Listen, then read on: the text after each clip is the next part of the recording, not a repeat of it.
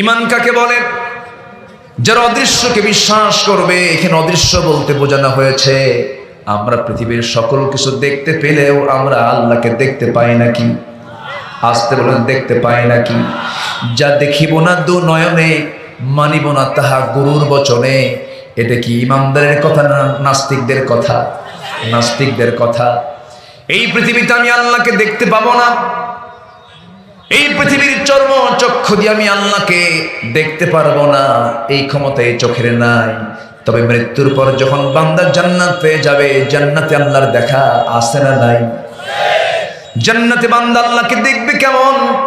হাদিস এসেছে পূর্ণিমা রাতের চাঁদ যেমন বান্দা স্পষ্ট দেখতে পায়, জান্নাতীরা জান্নাতের মধ্যে আল্লাহকে তেমন করে দেখতে পাবে। জোরে বলি সুবহানাল্লাহ। সবাইকে আল্লাহকে দেখতে চান? সবাইকে দেখতে চান? নামাজ না পড়ে, হ্যাঁ নামাজ না পড়ে, নামাজ পড়ে দেখতে হবে।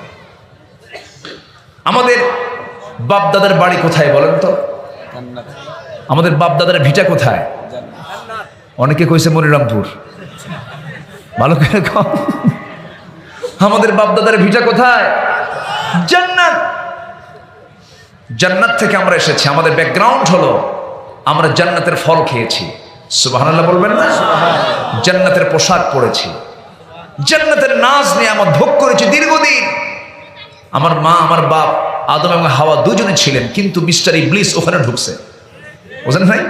তো ওখানে যদি ঢুকতে পারে ইবলিস, এখানে তো ইবলিস নাই। এখানে ইবলিস আছে না নাই? ইবলিস শুধু কাতুকুতু মারে। ইবলিস কি মারে? কাতুকুতু মারে। ইবলিস কি করে?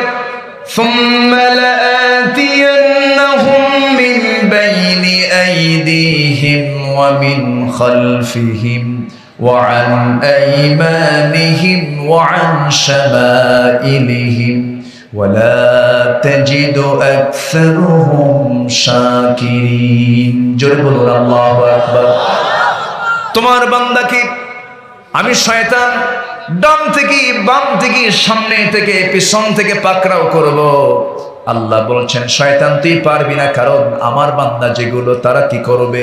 কুল আউযু বিরাব্বিন নাস মালিকিন নাস। বলেন ইলাহিন নাস মিন শাররিল ওয়াসওয়াসিল খান্নাস আল্লাযী ইউওয়াসবিসু ফি সুদুরিন নাস মিনাল জিন্নাতি ওয়ান নাস। জোরে বলুন আল্লাহু আকবার।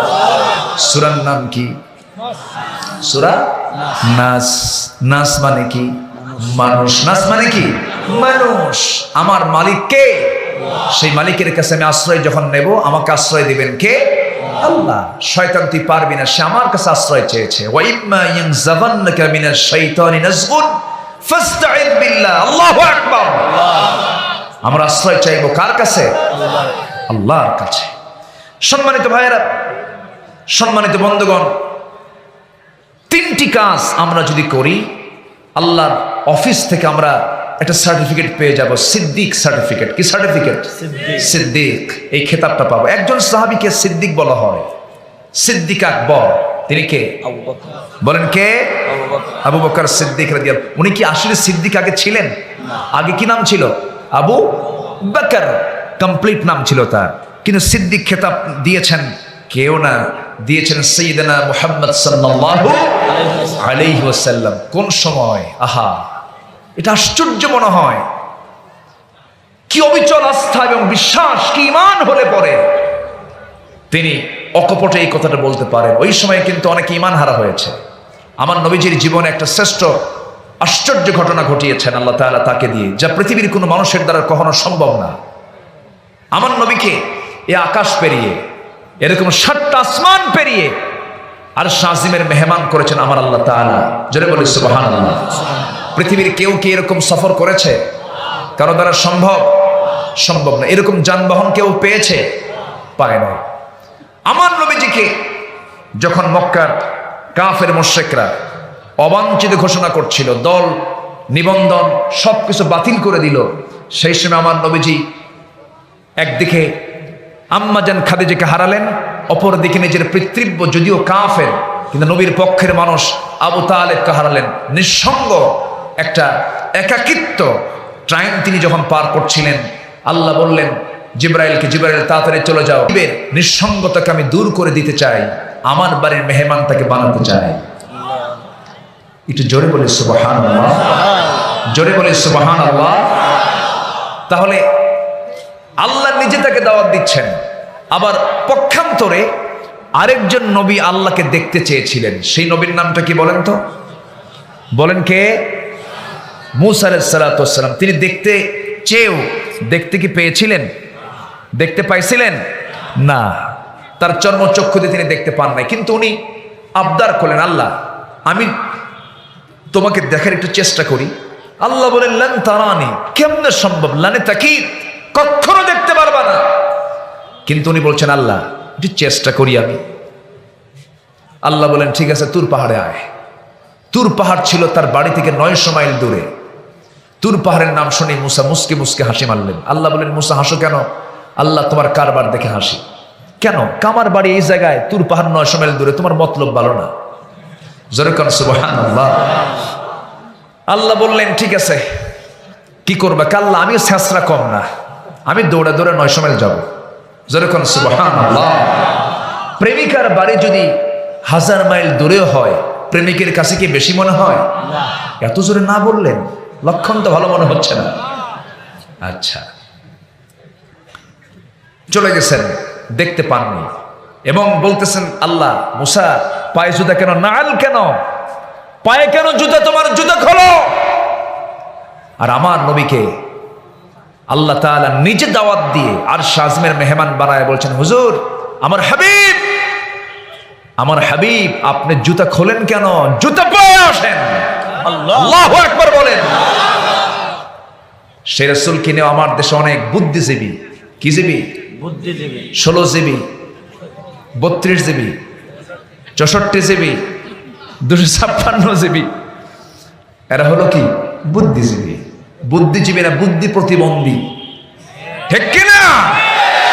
জনগণ শুধু যদি সুযোগ পায় একবার, শুধু রাস্তায় যদি একা নামে, ওরা সামনে পিছনে যদি কিছু না পায়, জনগণ কাবাবার সালাদ বানায়া ছাড়ত, ঠিক কিনা? হ্যাঁ। রাসূলকে গালি দিবা?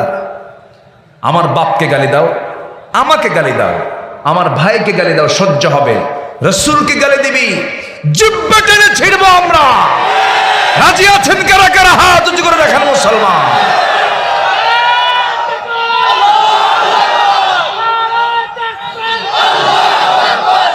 হাত নামান। কষ্ট পাচ্ছেন? আলোচনা করি?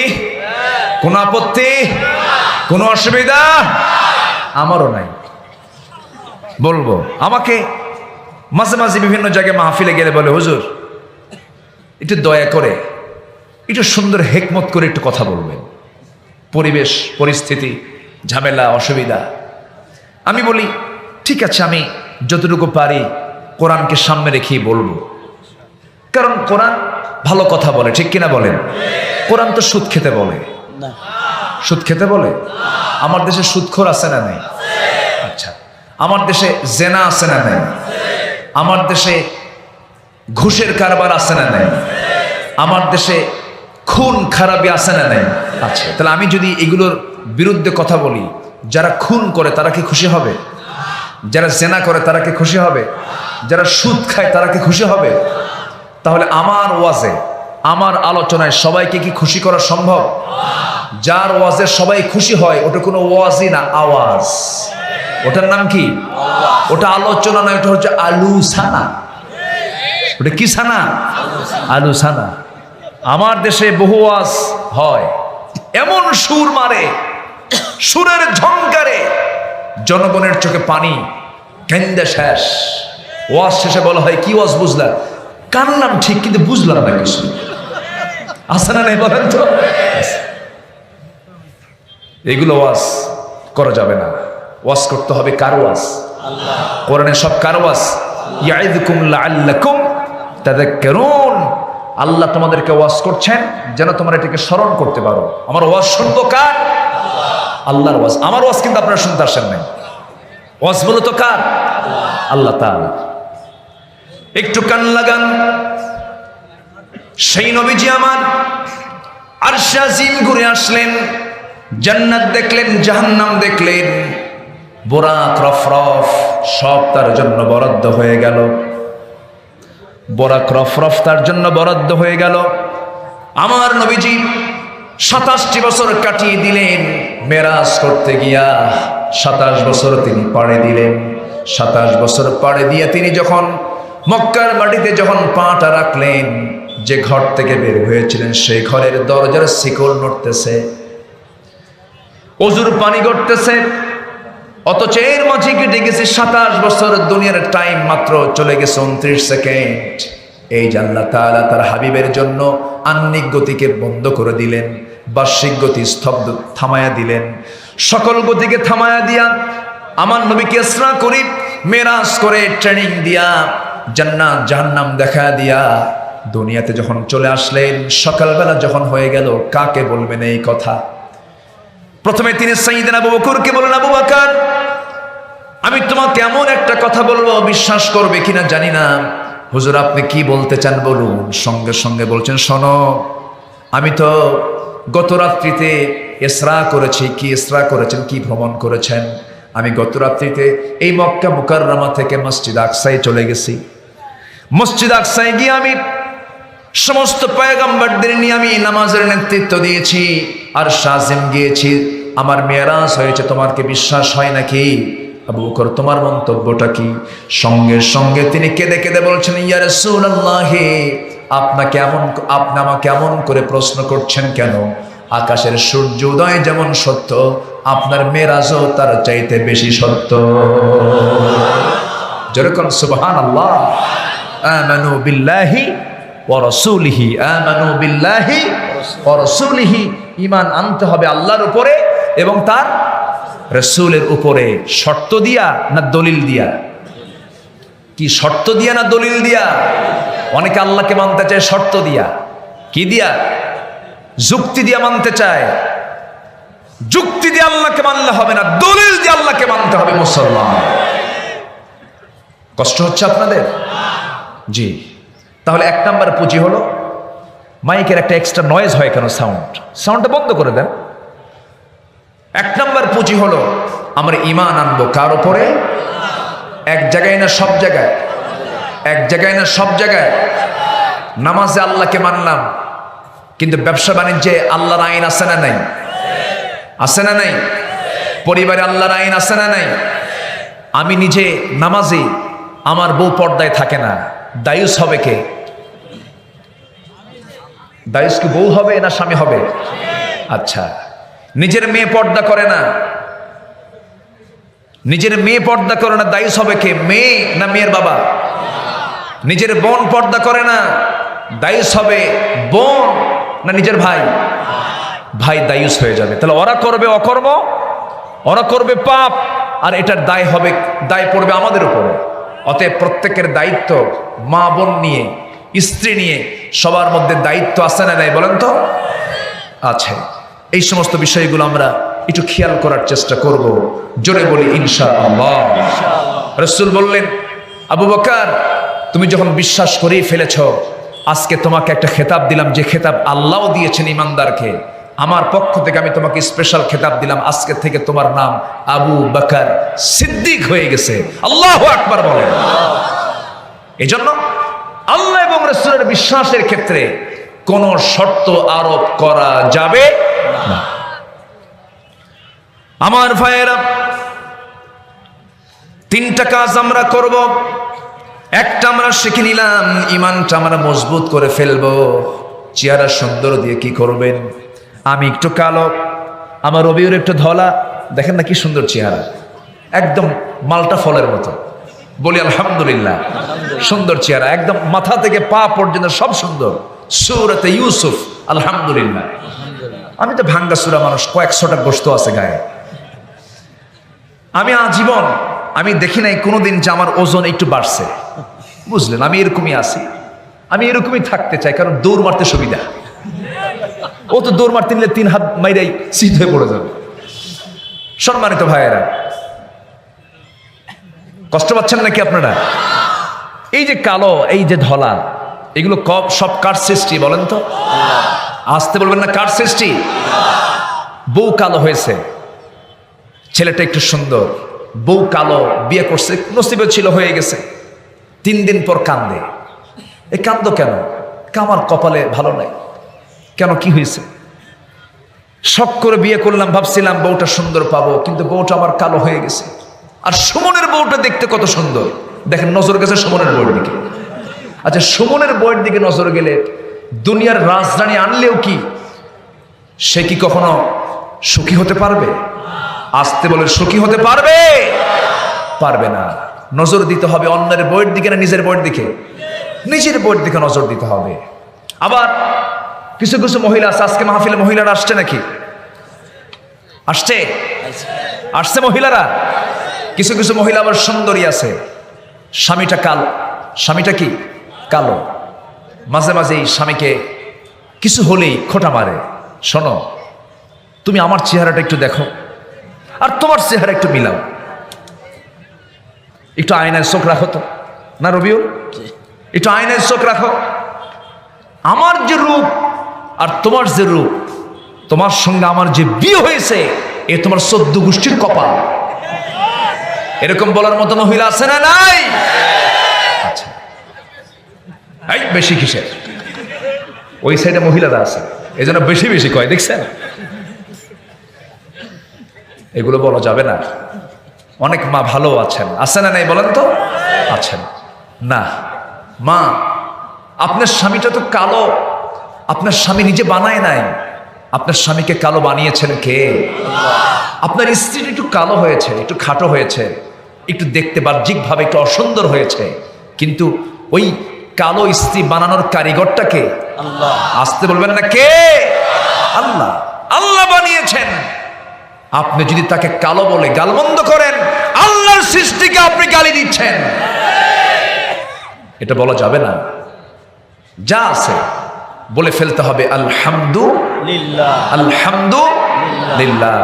পৃথিবীতে 3 কালো ইতিহাস হয়ে আছেন। কয় কালো? 3 কালো। যদিও কালো, কিন্তু তাদের ভালোর দিকটা অনেক বেশি। একজন কালো ছিলেন যে কালোর নামটা কোরআনেও স্থান পেয়েছে। বলি আলহামদুলিল্লাহ। সে কালোর নাম কোথায় স্থান পেয়েছে? কোরআনে। তার নামে একটা সূরাও আছে। এত কালো, ঘন কালো, রবিউল, ঘন কালো, খাটো, পার গোড়ালি ফাটা। পার গোড়ালি কি? শীতকালে পা ফাটানো, অনেকে ফাটা পা আছে না নাই? ফাটা পা আছে। এই ফাটা পা নিয়ে যদি লেপে শোয়, লেপটা গায়ে দিয়ে যদি শুয়ে পড়ে, লেপের কাপড় ঠিক থাকে না প্রত্যেক দিন ফাটে? ছিঁড়া যায় তো নাকি? প্রত্যেক দিন সকালবেলা লেপ ঠিক করতে নিয়ে স্বামী স্ত্রী গন্ডগোল লাগে। কি ফাটাবো রে আমার, প্রত্যেক দিন আমার লেপের ছেড়ে যায়, কাপড় ছিঁড়ে যায়। তো এরকম ফাটা পাওয়া ছিল হলো লোকমানের। ঠোঁটটা মোটা ছিল, নাকটা বোচা ছিল, চোখটা ছোট ছিল, চুলটা খাড়া ছিল, দেখতে সুন্দর না, কিন্তু লোকমানের ওয়াজটা খুব সুন্দর আল্লাহর কাছে মনে হয়েছে। সুবহানাল্লাহ বলেন। লোকমানের ওয়াজ পছন্দ করেছেন কে? আল্লাহ। আল্লাহ। মানুষটা কালো, কিন্তু ওয়াজটা তার এত সুন্দর। আমার রবিউলের ওয়াজ, আমার ওয়াজ হয়তো 50 বছর 100 বছর থাকবে, এরপরে আর থাকবে না, কিন্তু লোকমান যে ওয়াজ করেছেন, এই ওয়াজ থেকে যাবে কিয়ামত পর্যন্ত। মানুষটা কালো, কিন্তু কি সুন্দর তিনি ওয়াজ করেছেন। তার ওয়াজটা ছিল 13টা ওয়াজ। কয়টা ওয়াজ বলেন? 13টা ওয়াজ। কোরআনে কয়টা ওয়াজের কথা আসছে? তার 13টা ওয়াজের কথা আসছে। শুনবেন নাকি? শুনবেন সবাই? 13টা ওয়াজ শুনবেন। তার মধ্যে ব্যক্তিগত গুণ ছিল 9টা। ব্যক্তিগত গুণ ছিল কয়টা বলেন? 9টা গুণ ছিল। এই 9টা গুণের কারণে আল্লাহ রাব্বুল আলামিন তাকে হিকমত দান করেছিলেন। নবী ছিলেন না, কিন্তু আল্লাহ পাক তাকে হিকমত দান করেছিলেন, অনেক বড় গুণ দান করেছিলেন। কারণ ওয়ালাকাদ আতাইনা লুকমানাল হিকমাহ, আমি লোকমানকে যদিও নবুয়ত দেই নাই, কিন্তু আমি তাকে হিকমত দান করেছি। আমি তার ভিতরে কিছু গুণ দিয়েছি। তার মধ্যে ব্যক্তিগত 9টা গুণ ছিল। কয়টা গুণ ছিল? 9টা গুণ ছিল। আর ওয়াজ ছিল কয়টা? ওয়াজ ছিল কয়টা? 13টা। এই দিকে সূরা হুজরাতের শিক্ষা হলো কয়টা? বলেন বলেন বলেন। একটাও কি কইছি? একটাও বলছি? ভূমিকম্পের কারণ কয়টা? 4টা। সব তো সংখ্যাগুলো মিলালাম, কিন্তু একটাও তো বললাম না। এখন মনে করেন ফজর পর্যন্ত লাগতেও পারে। হ্যাঁ কি চাচা দেখছেন? চাচার সাহস দেখেন, দেখেন চাচা সব পেকে গেছে, উপরে নিচে সব পাকা, কিন্তু উনি ফজর পর্যন্ত থাকতে রাজি আছে। বলি আলহামদুলিল্লাহ। জি, এদেশের মানুষেরা কোরআন প্রেমিক, এত ভালো মানুষ, বলি আল্লাহু আকবার। জি, আজকে সময় পেয়েছি, আমি বলবো, যতক্ষণ মন চাই ততক্ষণ বলবো। আপনি যদি শুনতে চান আমি বলবো, জোরে বলি ইনশাআল্লাহ। লোকমানের গুণ ছিল কয়টা? গুণ 9টা। ওয়াজ ছিল কয়টা? 13টা। সূরা হুজুরাতের শিক্ষা কয়টা? 10টা। ভূমিকম্পের কারণ কয়টা? 4টা। এটাই হচ্ছে ওয়াজ, এগুলো হচ্ছে তাফসীর। এগুলো কি? তাফসীর। একটু মনোযোগ দিয়ে বসতে হবে, নড়াচড়া করা যাবে না, একটু মনোযোগ দিয়ে কান খাড়া করে শুনতে হবে। বাইরের কান এবং দিলের কানও আছে না নাই? আছে। হ্যাঁ, দিলের কানটাও সজাগ রাখতে হবে। আসেন আমরা সেই লোকমানের 9টা গুণের কথা বলি। নাম্বার 1 হলো তার দৃষ্টিটা নিম্নমুখী থাকতো সব সময়ের জন্য। দৃষ্টি কখনো ঊর্ধ্বমুখী করেন নাই, তার দৃষ্টি কখনো উঁচু করে রাখতেন না, পরনারীর দিকে নজরটা দিতেন না। আপনি নামাজের মধ্যে খুব মজা পাবেন যদি আপনি চক্ষুটাকে নিয়ন্ত্রণ করতে পারেন। আপনি নামাজের মধ্যে মজা পাবেন যদি মুখটাকে বন্ধ রাখতে পারেন। লোকমান বলেন, লোকমানের মধ্যে 9টা গুণের মধ্যে একটা গুণ ছিল দৃষ্টিটাকে নিম্নমুখী রাখা। নাম্বার 2 হলো মুখ বন্ধ রাখা, অযথা বেহুদা কোনো বাজে কথা মুখে তিনি বের করতেন না। নাম্বার 3 হলো হালাল জীবিকার উপরে সন্তুষ্ট থাকা। হালাল জীবিকা উপার্জন করে আপনি যদি আলু ভর্তা দিয়েও খাবারটা খান, এর মধ্যে যে মজা পাবেন, এই মজা পৃথিবীর কোনো দামি খাবারে পাবেন না। নাম্বার 4 হলো লজ্জাস্থানকে সংরক্ষণ করা। যে যুবকটা লজ্জাস্থানকে সংরক্ষণ করবে, আল্লাহ বলছেন আমি তাকে আরশের ছায়ার নিচে তাকে স্পেশাল মেহমান বানায় নেব। জোরে বলি সুবহানাল্লাহ। যুবকরা এই সমস্ত বিষয়গুলো মনে রাখবা। নাম্বার 5 হলো সত্য কথায় অটল থাকা। হুমকি ধামকি চক্রাঙ্গানি হামলা মামলা জেল জুলুম যা আসুক না কেন, হক পথ থেকে নড়া যাবে না। এটা কার গুণ? লোকমানের। বলেন কার গুণ? লোকমানের। নাম্বার 6 হলো অঙ্গীকার টিকে রাখা, অঙ্গীকার পূর্ণ করা। জবান দিয়ে যে কথা বলেছি, এই জবানকে কখনো দুই করা যাবে না। দুই করা যাবে না। আমাদের জবান কি ঠিক থাকে নাকি? জবান ঠিক থাকবে কেমনে? কারণ সমাজের যারা নেতৃস্থানীয় ব্যক্তিবর্গ তাদের তো জবান ঠিক থাকে না। আমার বন্ধুগণ, আমি ঠিক রাখতে চাইলে আরেকজনের কারণে ঠিক রাখতে পারেন। আমি একজনের কাছ থেকে টাকা পাবো, ওই লোকটা টাকার ব্যাপারে যদি ডেটটাকে যদি সে ব্রেক করে ফেলে, আমারও ব্রেক হয়ে গেল। একজন ওয়াদা ভঙ্গ করার কারণে আরেকজন ওয়াদা ভঙ্গ করে ফেললো। এই জন্য রাসূল বলেছেন, যার ওয়াদা ভঙ্গ তার ঈমানটাও ভঙ্গ, তার ঈমানটাও ভঙ্গ। ওয়াদা আমরা রক্ষা করব, জোরে বলি ইনশাআল্লাহ। এরপরে নাম্বার 7 হলো মেহমানকে সম্মান করা। মেহমানকে সম্মান করা ওয়াজিব। মেহমানকে সম্মান করা কি? ওয়াজিব। মেহমান দেখলে, মেহমান বাড়িতে যখন আসতে নেবে, যখন আপনাকে বলতেছে ভাই আমি মেহমান হয়ে তোমার বাড়িতে আসতেছি, কি বলবো? নাউজুবিল্লাহ। কি বলবো? আরো জোরে, আরো জোরে। এটা কোন লোক? এই সমস্ত গুণগুলো কার গুণ? লোকমান। বলেন কার গুণ? লোকমানের।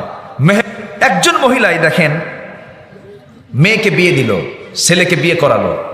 মেয়ের ক্ষেত্রে বললেন যে আমার জামাইটা এত ভালো, এত ভালো জামাই আমি পৃথিবীতে পাবো না।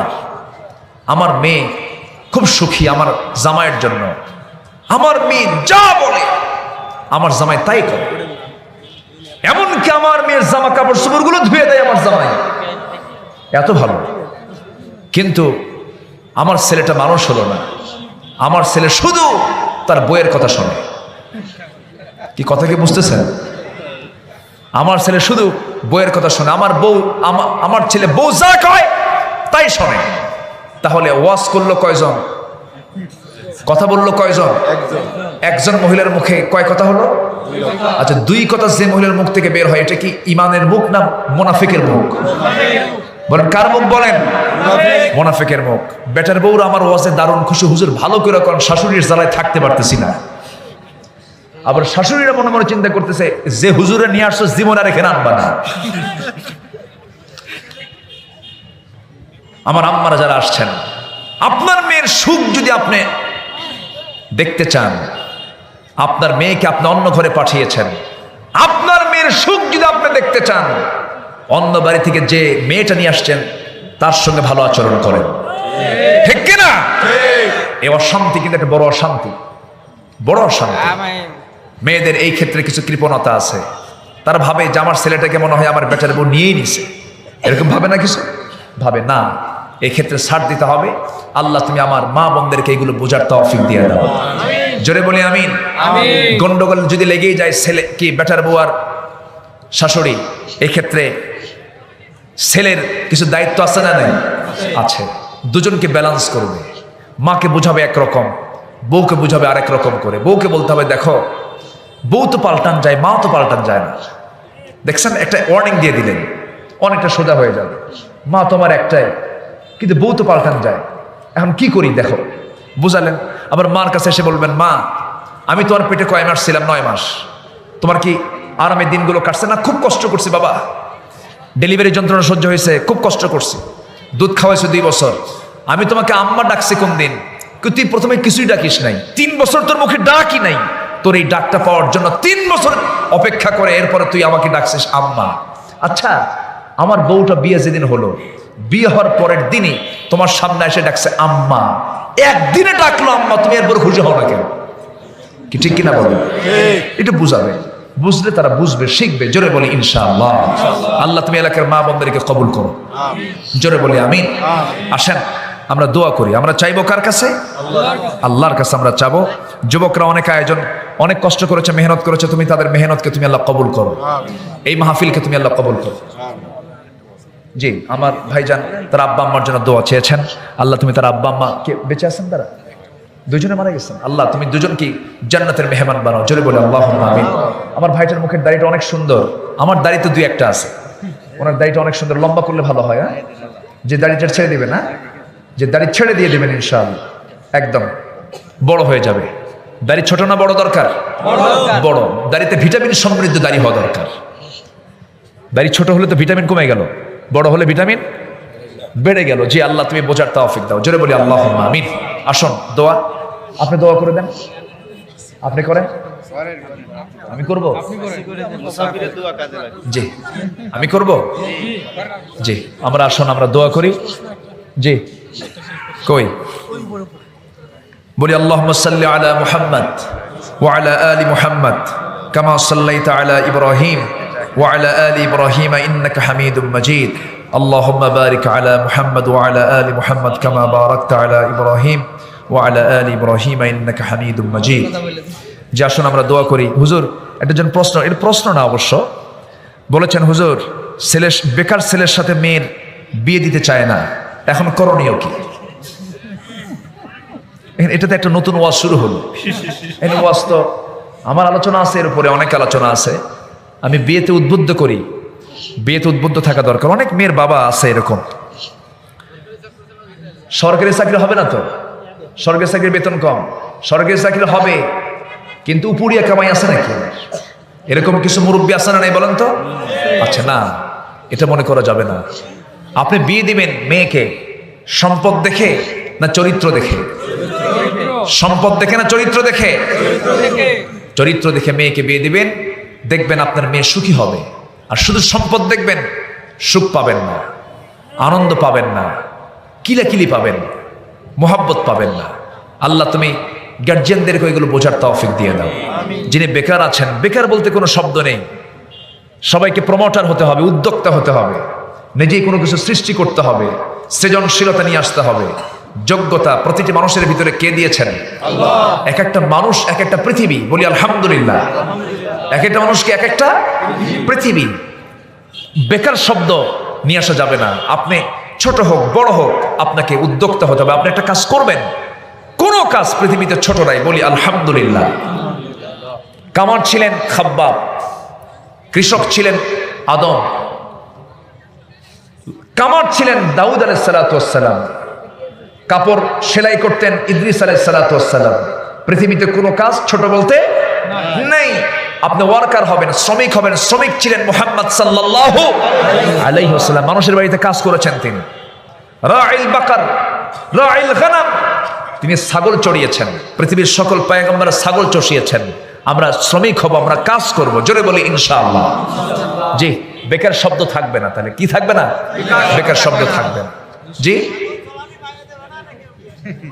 কাম সারছে না। না, কে বলছে? আপনি একটা ছাগলের ফার্ম করেন, সব হাজির হবে আপনার সামনে, ঠিক কিনা বলেন?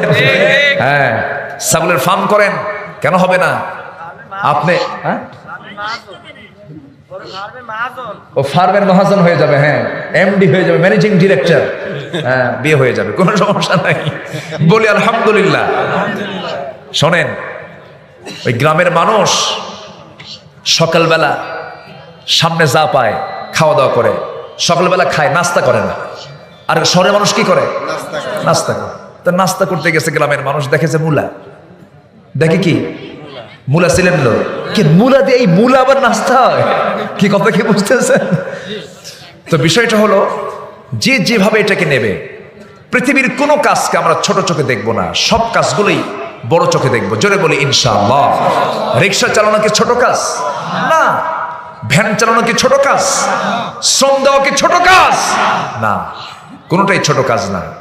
সবগুলোই শ্রমিকের ঘাম এত মূল্যবান যে শ্রমিক ঘেমে উপার্জন করে, তার ইনকামটাই হলো সবচেয়ে বড় সহি ইনকাম, বলি আলহামদুলিল্লাহ।